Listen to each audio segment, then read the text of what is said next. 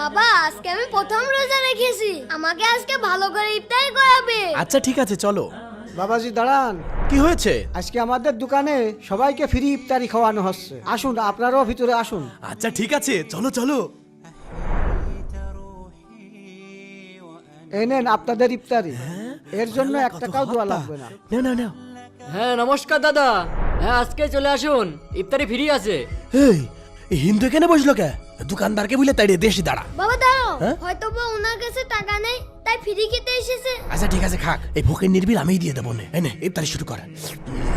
চাচা আইনেন বিল। আপনাকে বললাম না আজকে সবার জন্য ইফতারি ফ্রি। আরে আমার জন্য না, ওই যে ভিতরে একটা হিন্দু বসে রয়েছে, এই হিন্দুর জন্য বিল দিচ্ছি। নেন। কি বলছেন? আপনি জানেন না উনিই তো এই দোকানের মালিক। কি? ভাইজান আমি জানি রমজান মাস হলো রহমতের মাস। এই মাসে যে রোজা রাখে তারও ছোয়াব, যে ইফতারি করায় তাদের সবারই সমান ছোয়াব হয়। তাই আমিও ভাবলাম আমিও এই মাসে কিছু পূর্ণ কামিয়ে নিই। মাশাআল্লাহ। বন্ধুরা কে কে রোজা রেখেছো কমেন্টে অবশ্যই জানাবেন।